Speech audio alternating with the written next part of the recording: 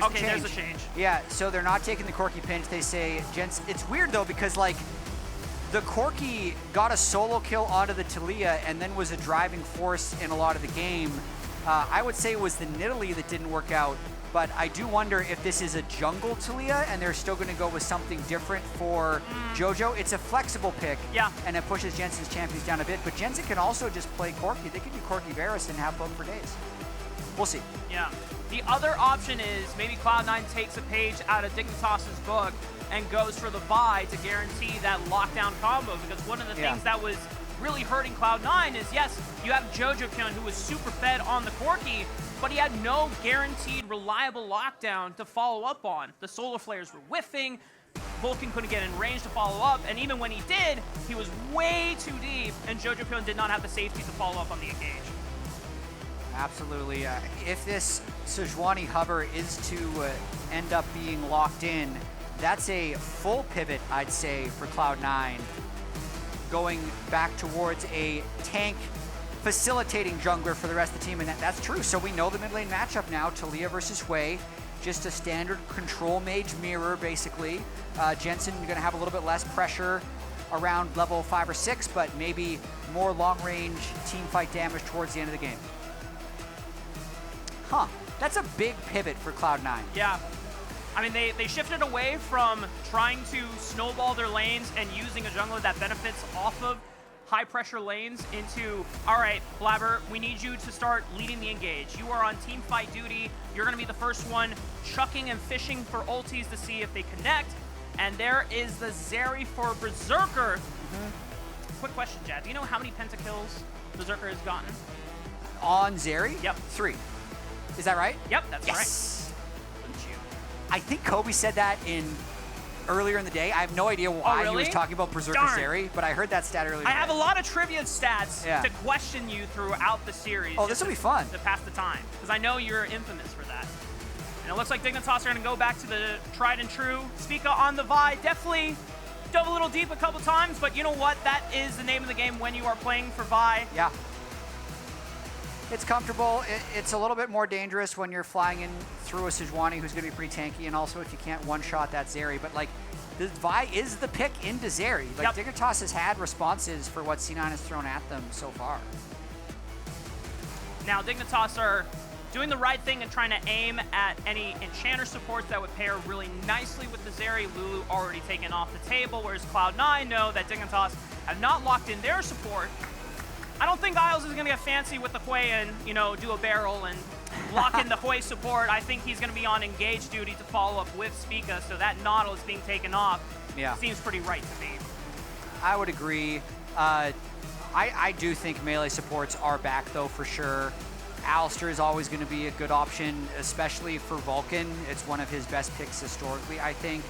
The duo experience changes that came in a couple patches ago that allow the AD carry and support to keep up more with the overall level of the game, as well as the fact that you can build Warmogs first.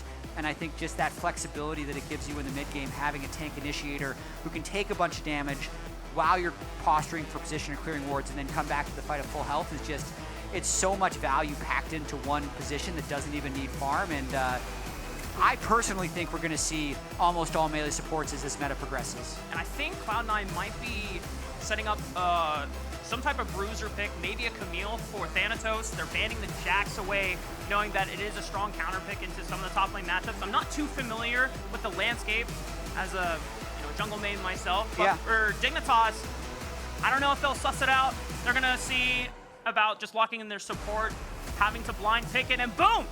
Hey, I feel smart. Let's go, baby. And a Poppy support, probably. It's Poppy or Camille support, because either one of those could go top lane, in theory, depending on what Licorice tries to counterpick. I'd say Licorice is kind of stuck here, though, because Rakan, it's not that much beef, and when you have a Hwei, you need a tank in the top lane. So I think he kind of just has to pick Ksante no matter what, which is why I think C9 was pretty comfortable just taking the Camille right away blind. I think that's going to be nice for Thanatos. Obviously on the Ksante, it was his third most picked throughout Season 13 when he was playing in LCK Challengers, but didn't seem like he had a lot of agency to dictate the game outside of the laning phase. And this is Cloud9 saying, hey, you know what? our jungler is going to play Sejuani. He can play towards your top side of the map. The melee stacking that permafrost to set up even easier ganks. If Thanatos can get ahead, maybe we get a chance to see why this guy was being invested to in the first place. I mean, yeah, this would be the breakout game. Game 1 wasn't it, but the match can still be his. Sejuani, Camille, that's the combo if you want to play through topside, especially adding the Taliyah on top of it, because even if... Well done. Well done. I'm going to pass out now. A part of me wants a pause right now. No, please! Just that for would've been the all for sick nothing. comedy of it all. Okay, we're back.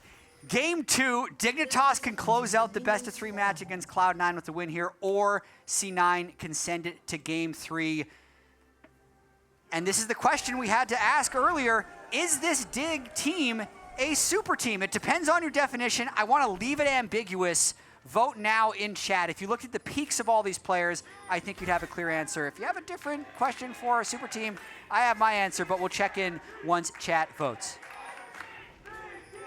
All right, now that my right arm doesn't feel like it's about to fall off, we're getting some feeling back in there, all limbs. You full sent it. I absolutely appreciate it. Day 1, opening day of LCS Summer, new format, new teams. It's worth it. You got to do it big for the return of the summer split. Best of 3s, too.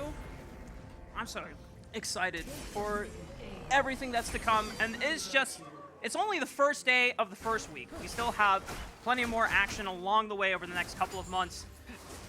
And so far, nothing spicy once again in the level 1. No invades. I think there was a ward dropped by Cloud9 on the Raptor camp of Spica, so they will be able to track where he's going to end up when he is level 3.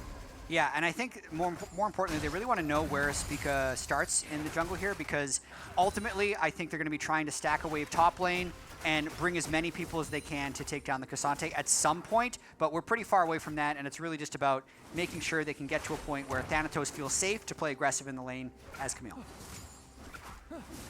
Vulcan taking a lot of poke there early on Poppy as well. Poppy support, I'd say if you watched MSI, Mickey made it look absolutely broken in certain instances, but I haven't seen that many players really make it shine.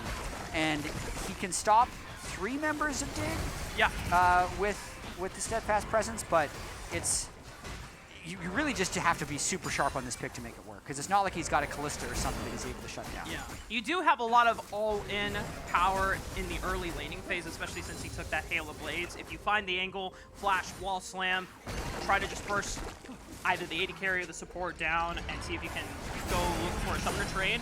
Also, if Vulcan gets out of this laning phase early and looks for roams on the top side of the map, then it can get really dangerous for Jensen and Licorice. I mean, Jensen missed the cannon, is over. Thumbs up from Jojo as well. He's getting... Yeah, Jensen. So he got solo killed in game 1, didn't end up mattering. I'd say one thing about Jensen on stage is he is able to create like stabilizing forces in the game like after 10 minutes. So much attention can be put on the early laning, which I think Jojo, just generally speaking at this stage in both their careers, like Jojo is a better laner than Jensen, but Jensen's ability to keep his farm up, keep his gold up, and always contribute in teamfights is almost unmatched, I'd say, for mid laners in the LCS. I mean, we saw a testament to that in their last playoff series in spring, where I think Jensen didn't drop a single death in the entire FlyQuest series against Cloud9, and Jojo didn't get a single kill either. And it looks like we got the results in from chat. They have said no. Dignitas is not a super team, and the fans are not happy in the Riot Games arena. Hold on, I agree with this, and it's not a bad thing if you're a Dig fan.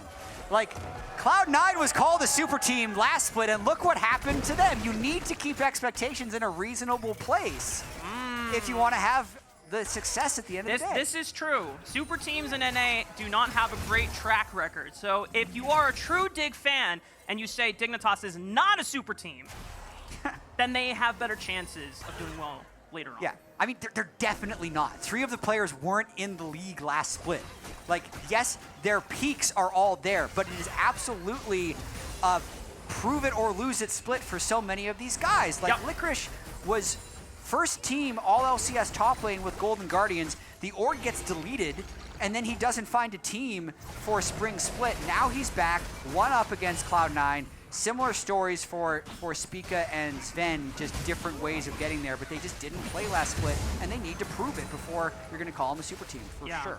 I mean, there were so many rumors about where Spica was going to end up, but then the amount of slots in the team got deleted, as you already called it, with Golden Guardians and Evil Geniuses leaving the league. And meant fewer spots for someone like Spica or someone like Zven to find a team. And Spica... This is a good start for C9, though. Hey, they wanted to start the Thanatos train early, but the all-out is going to bring Vulcan over the wall, but the Ignite, no way. Okay, JoJo's there for the reinforcements, and the Ignite gets the final tick, first blood over to Vulcan. So that's 4 people. I don't know if it cost them a huge amount. That was just really good timing for that gank from Cloud9, because Licorice really was just trying to get level 6. He was trying to get the wave in, and he felt like if he get level 6, he'd be able to get out alive. He gets incredibly low before 6, so he can't fly over the wall in time, and C9's able to execute the kill. The one unfortunate thing for them, though, is the kill does go over to the support Poppy, so it's not necessarily going to slingshot Thanatos in any meaningful way. Yeah. Licorice teleported immediately back into the lane, just crashed it, so he's actually going to be completely fine despite dying there and losing his ultimate. And check this out, as Berserker's going to face check Isles. So Spica and the rest of Dignitas just took all of Blaber's bottom side jungle, so there's nothing to play for Cloud9. They'll get this dragon. However, Licorice, no flash, no ultimate. Thanatos just dinged 6, so Blaber can return and set up an easy kill for Thanatos, but it looks like he doesn't want to commit. They're just going to bully Licorice off the wave, as he does have a good freeze going on.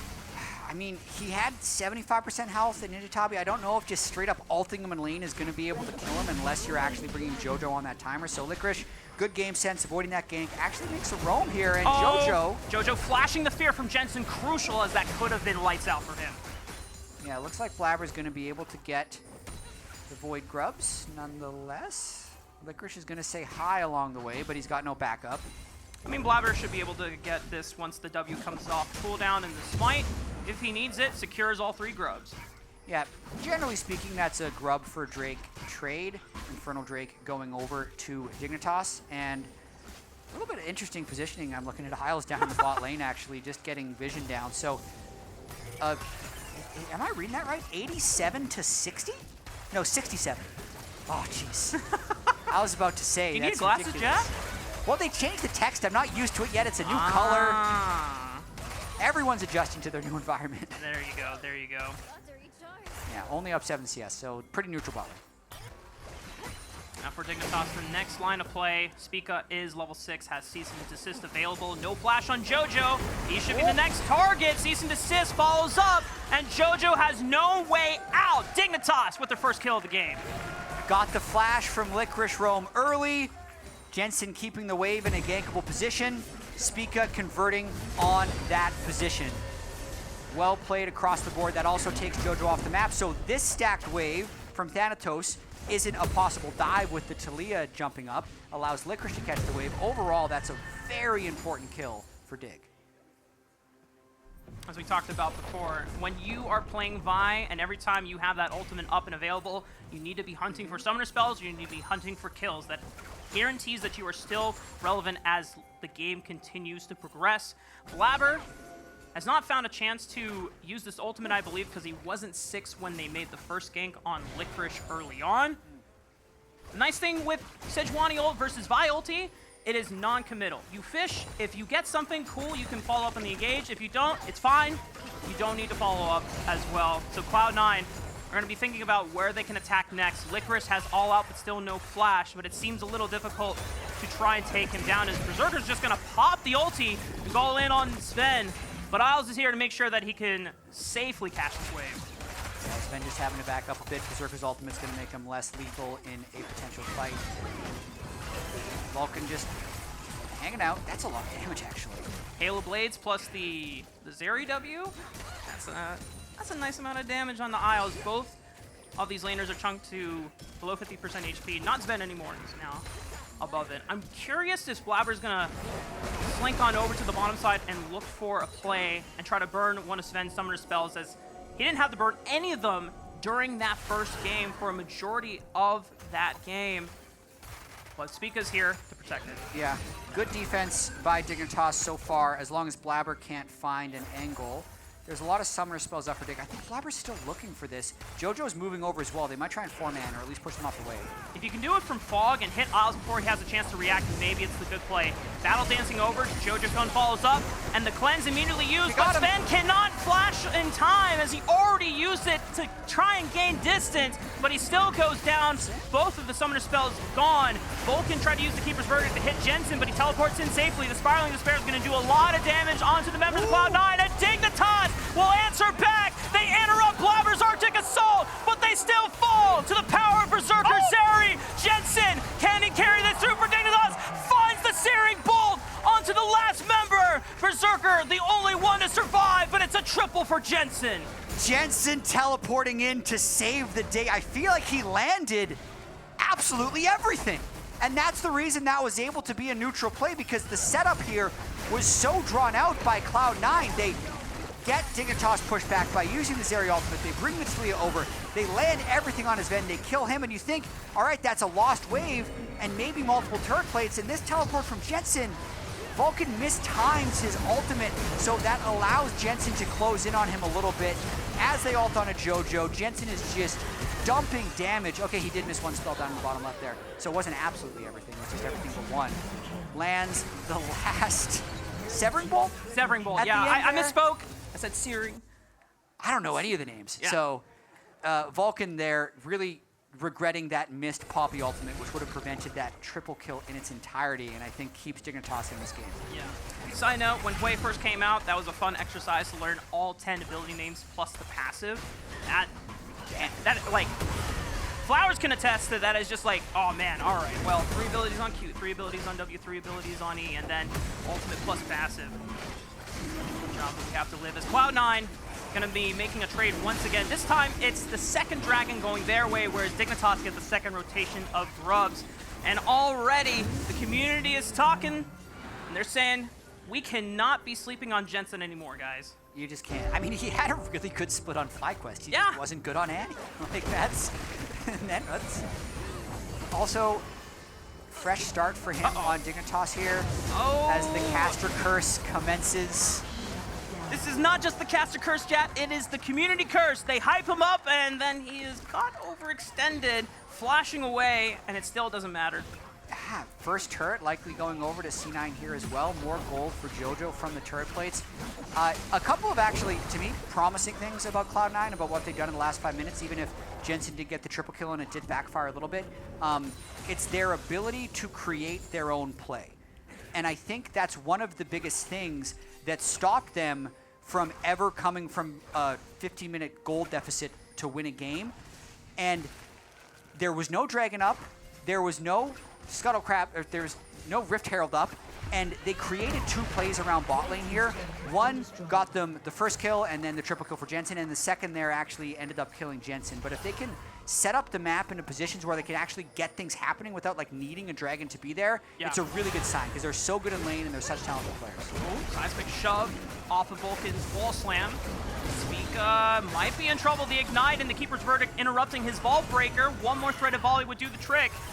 But Berserker cannot get in range. The W tags him and he pops the ulti. A couple more on attacks. There it is. Spiraling Despair dissuades him from participating in the fight and completely deletes him. Jensen and Isles trying to fight on back. The Vulcan's a little too tanky for them to take down. What happened to Berserker? He just blew up. He got Hwei right there in the eventual chase. Spica lasted so long. That again looked like it was going to be a really good play for Cloud9, but it's just, at the end of the day, more gold over to Jensen. Let's see what happens here. So Vulcan's just keeping him around. Jojo dumps a lot of damage.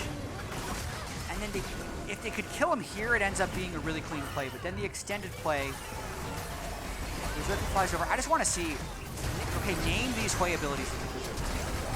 Spiraling Despair into Severing Bolt. I mean, that... Just at the same time. Yeah. Damn. Yeah. Because it's all about the passive as well. When you get 2 abilities hitting on the same target, it deals bonus damage, and the Severing Bolt, I think, also does execute damage, or at least more when it's below a certain HP threshold. So that will always catch you. I think the other thing that caught Berserker by surprise is after the triple kill, Jensen got super accelerated. Jojopyun in that fight was on components, whereas Jensen still had a or had a full Archangel staff. It's still not a Seraph's quite yet, but just having that extra AP at this point in time definitely just going to eclipse them in the power curve as Isles is in a world of trouble. The Chain of Corruption goes wide. Nobody on Cloud9 gets punished as they just take the clean kill. Huge play. Look where Thanatos is. He's been pushing the bot lane the entire time. That was a 4v5 where they picked up a kill. Like, the fact that Dig sat 5v4, didn't get anything happen, actually have a negative play happen is a disaster, but Vulcan gives one right back, trying to get vision. Still a good game state for Cloud9 overall, though. They're pressuring side lanes way more than they did in the previous game. They have a lot of threat on mid-wave because they always have the side lanes pressed in, and the Camille or the Taliyah, if they ever go into Fog of War, can threaten the mid lane. So it's just making it much harder for Dig to play the map, and I think as a result of that, even though Jensen has 4 kills, the team itself, Dignitas, is down 1,500 gold. Yep. Next Dragon is not spawning for another minute and some change. Rift Herald, I think, was already taken by Blaber earlier. And then Cloud9, can they look to punish Licorice here? Blaber is in the area, but he was spotted, and Licorice is just going to throw out the teleport. He's not seen. Blaber checks the wrong bush. Didn't think that he would be in the alcove. Licorice gets out alive. Yeah, I wasn't willing to throw a blind ult with the guest there. Can't fault him for that with Drake coming up in 45 seconds. Ocean Soul for the day. Not going to be a huge Drake for either team, but still a potential win condition if they are able to stack it and get the soul. It's been a pretty even game so far. It hasn't been blown out by Dignitas like it did in game 1 towards the mid game. This time around, even though Cloud9 are just barely ahead of Dignitas in gold, it would help for the stats if they were able to close this game out. But obviously there is a lot of work to do, and clearly this is a far cry from what they drafted in game 1. A lot more objective setup, and engage power now relies on Blaber's shoulders, so that Vulcan isn't the only one that has to be fishing for those picks.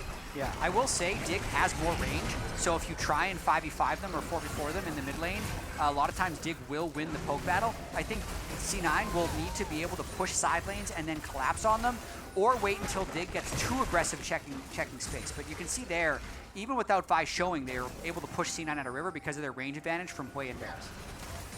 Thanatos has been doing that work on the bottom side of the map, doing the Licorice has no teleport. Isles popping the quickness. He gets punted out by Vulcan, and now the rest of Dignitas trying to see if they can continue the engage. But no one from Dignitas can get in range to pull the trigger as the rest of Cloud9 back off from the fight. Blaber's Sejuani ultimate went in the wrong direction, for sure. He threw that backwards. So a little bit of a finger fumble by Blaber there, and it doesn't look like C9 is going to be able to do anything with that side lane pressure that they had from Thanatos. He actually just has to reset to base, and Dig just wrestled control of that Drake away from C9. Yeah, they took away one of the long-range engages from Cloud9, also his flash, and now Blaber, despite being a tank, his first item is really a support item, so he's not as tanky as you would think at this point in the game. So he cannot be the one stepping up, and if both he and Vulcan are not willing to contest, then yeah, these objectives are super easy for Dignitas to control.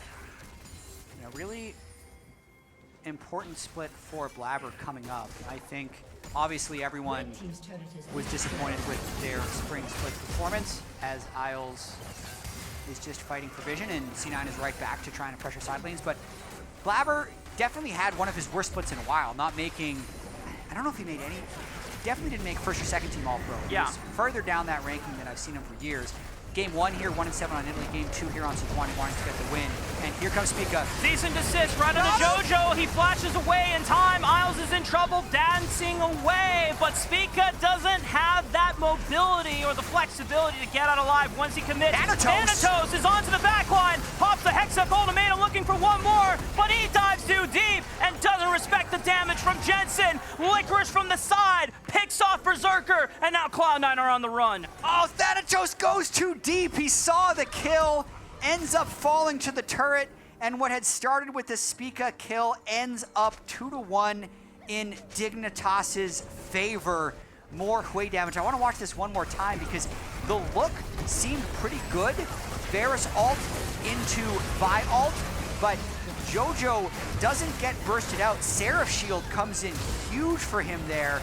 And then right here, Berserker's ult still running. Thanatos wants to go all the way in on Jensen, but when he ults, C9 has to back up because Jensen's landed a bunch of spells on a Berserker, and Licorice has actually found his entry into the fight. So Zven gets a chuckle out of that one because that was not a winning situation, but they come out of it with an extra kill. Yeah. Cloud9 are still slightly ahead in gold, but it's nothing to run away with the game with just yet. Dignitas still very competitive with Cloud9 in this second game of the series.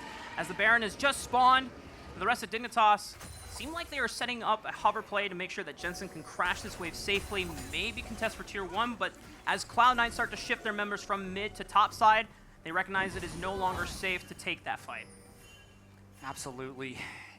This is the type of game that you want C9 to be able to win if you're a C9 fan, because they're going to be in a lot of states like this where they're slightly ahead at 20 minutes, but a couple things that have happened make you a little bit uneasy.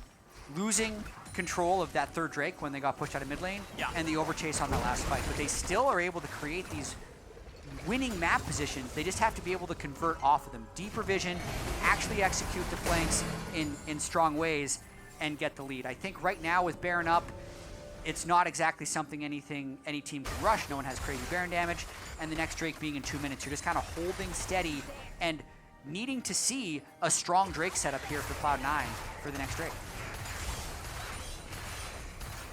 How much time can Cloud9 buy until the next Dragon to see if they can contest for it? Berserker is on 2 items.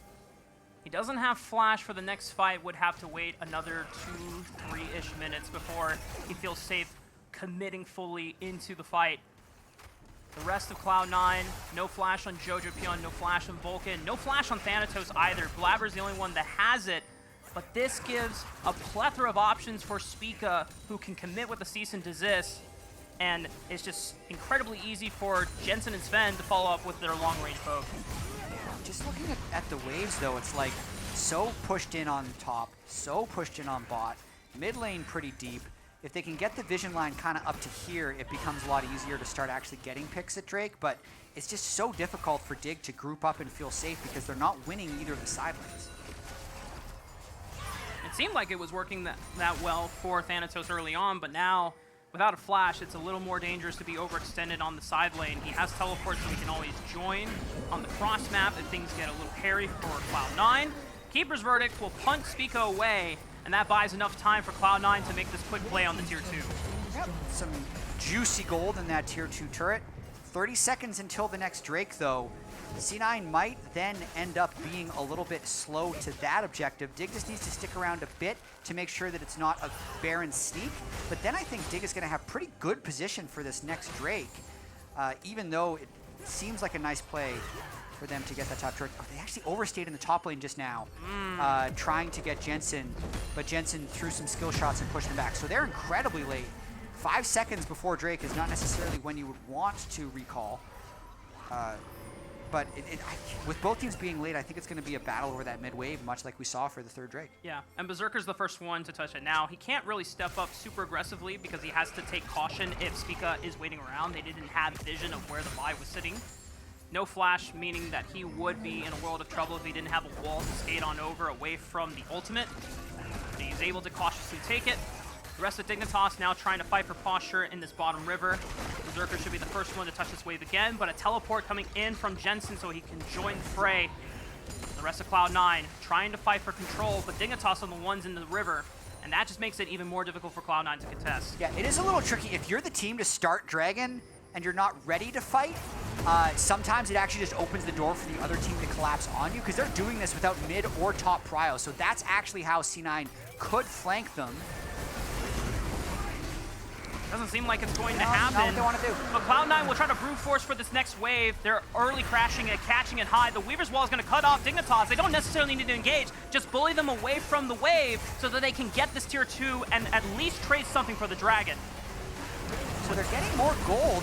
Here's the fight. Thanatos onto Licorice, but not committing the ultimate quite yet. Dignitas are able to brute force their way through. Isles now looking for the counter engage with the quickness, but forced to jump away. Thanatos commits on the Licorice. He's already using the flash and takes him out with the second Q proc. as the rest of Dignitas now down a man. Do Cloud9 want to wager this game and look for the Baron? Oh, Thanatos with some really clever dodges at the end of that fight after his aggressive play gives him the only kill.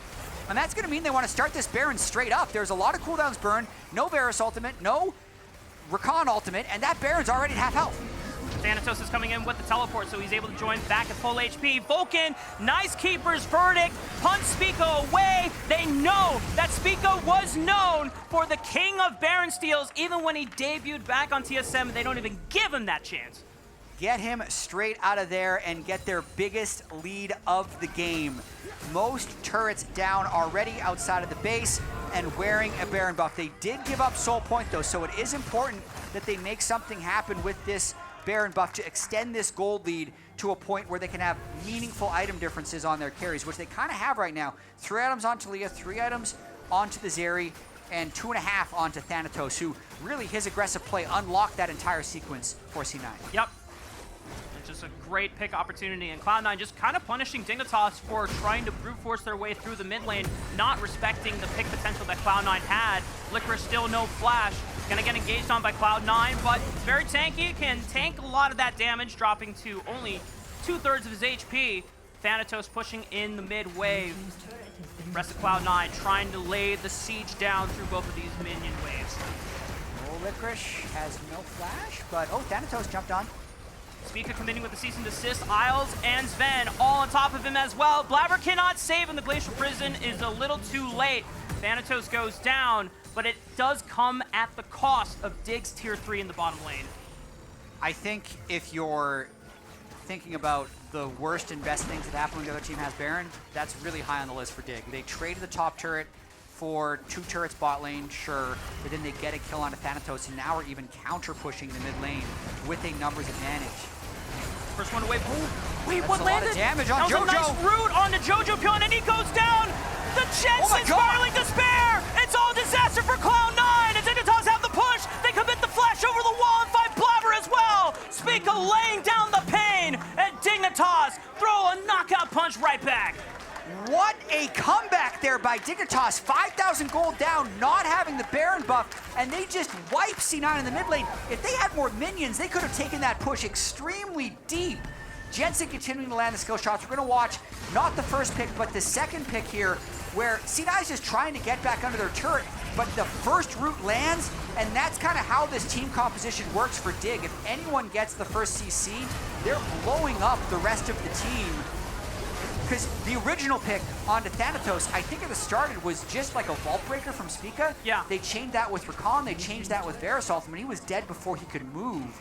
So a sneaky amount of CC against a team that only has 1 pair of Mercury treads, so kind of anyone they're landing that CC on, they're able to chain and kill. Yeah, I was definitely rattling my brain to think, how did Jojo get rooted? But it is that EW, the Gaze of the Abyss. Oh my goodness. I'm trying to remember. A Hwei quiz for you today. Yeah.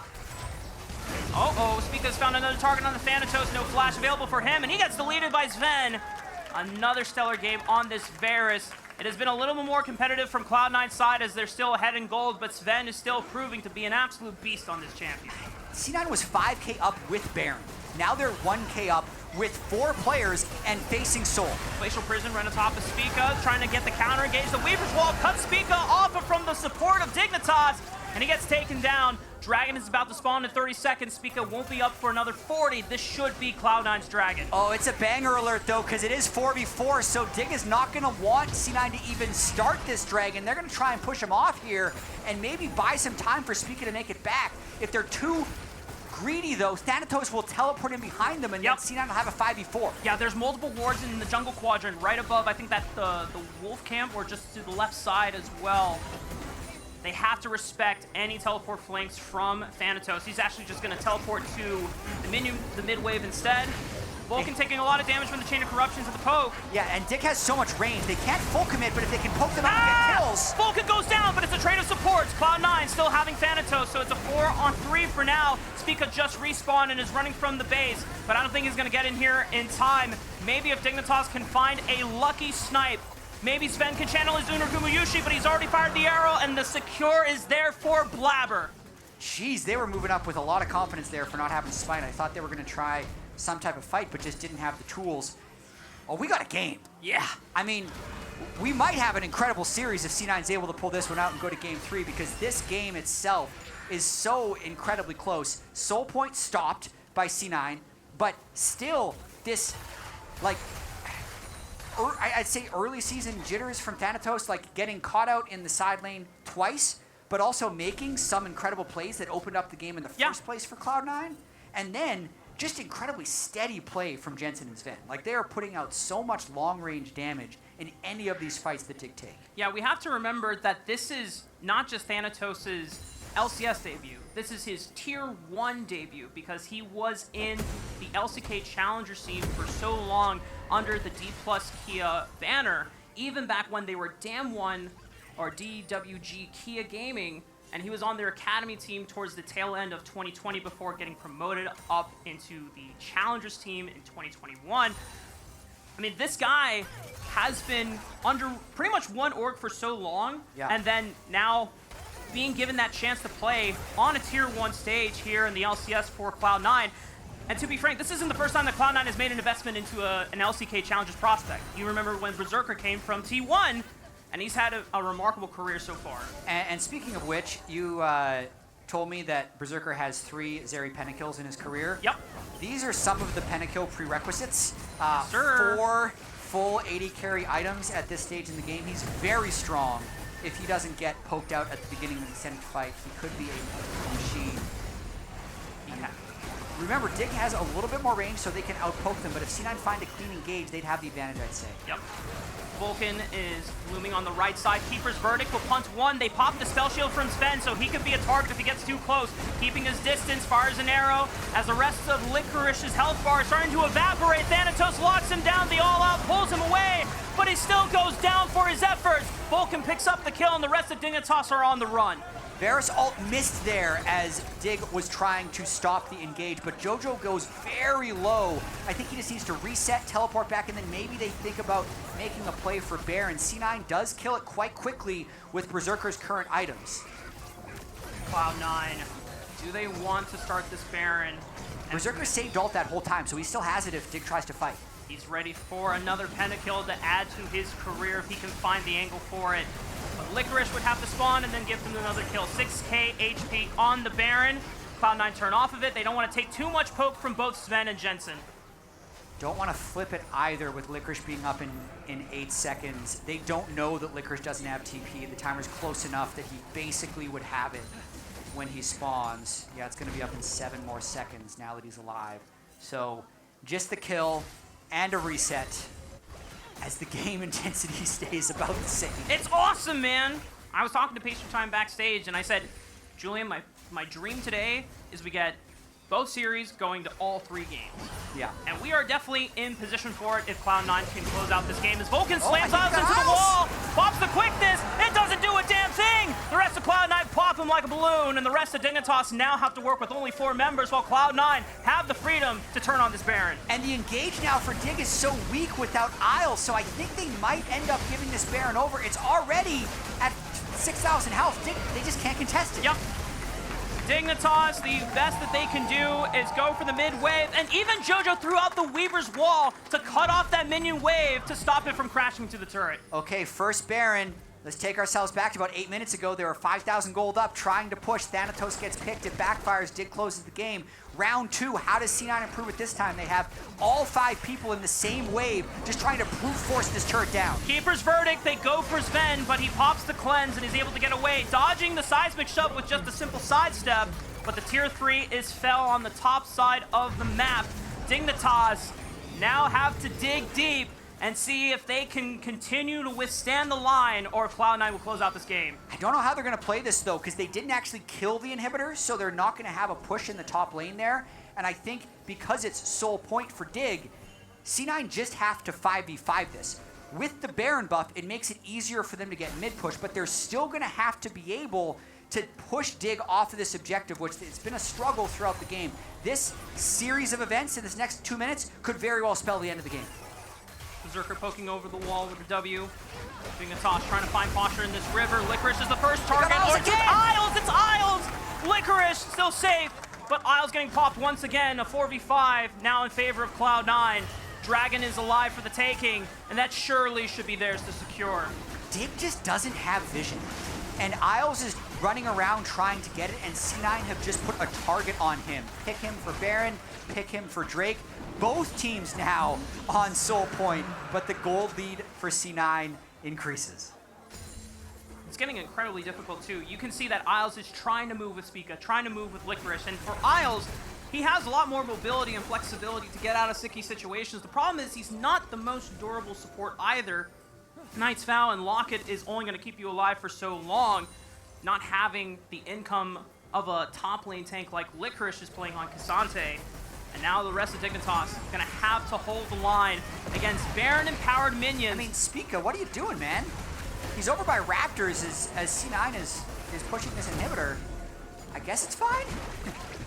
Not punished, it seems like, as Dignitas are able to stop the siege from the bottom lane inhibitor for now.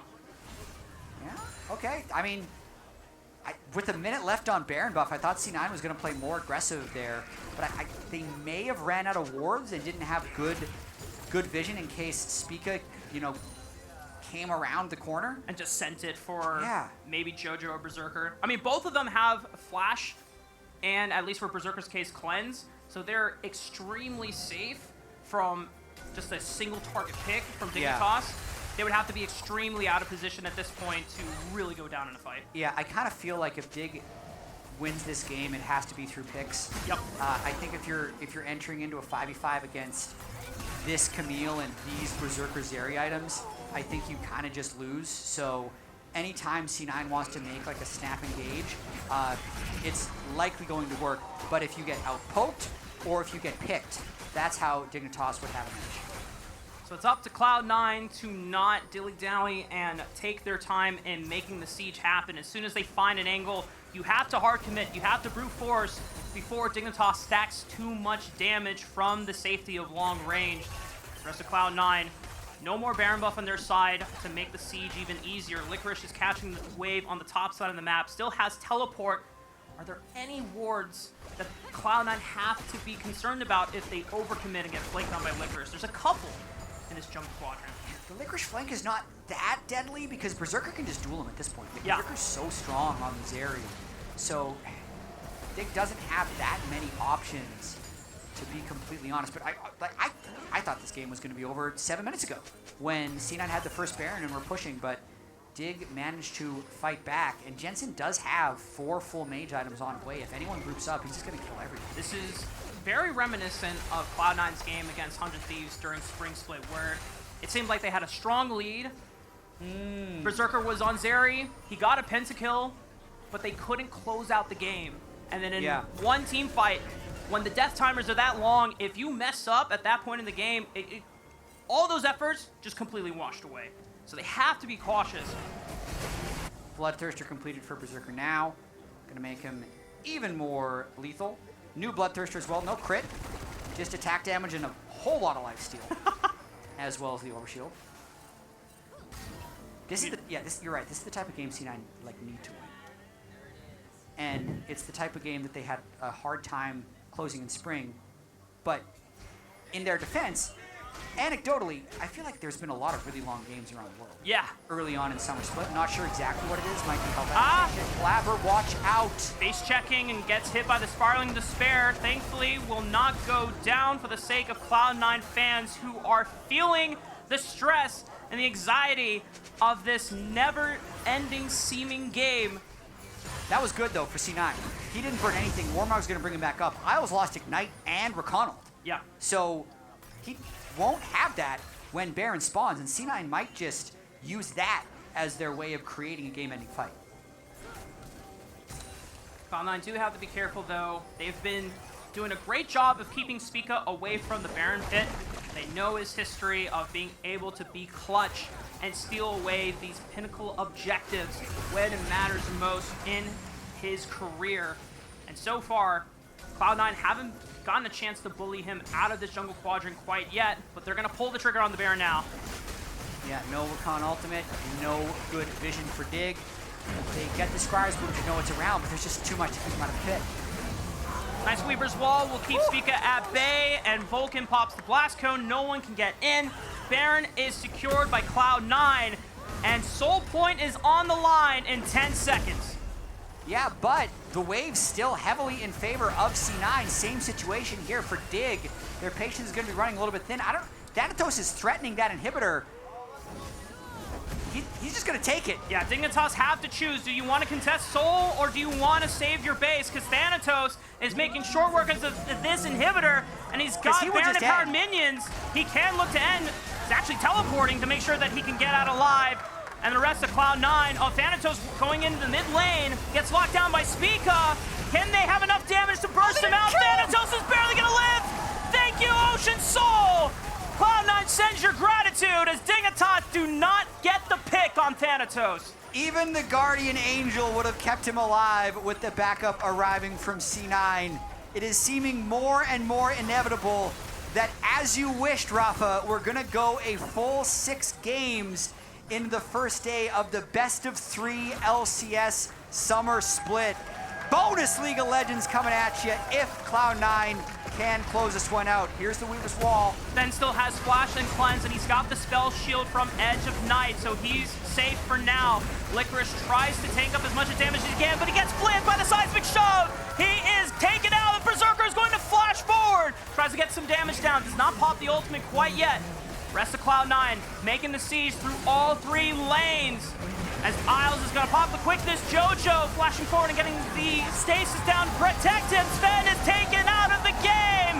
Cloud9 will not take this series away. Dignitas are going to have to fight back because Cloud9 are bringing it to game 3. That is how Cloud9 respond in this best of 3 series. They pivoted from their game 1 strategy, going and putting Blaber on Sejuani, scaling a bit more with the Camille Zeri, and eventually winning. I'd say the idealized version of Cloud9 would win that game faster, but you're gonna take it at this situation. It means this next game decides it all between C9 and Dig. And it's all about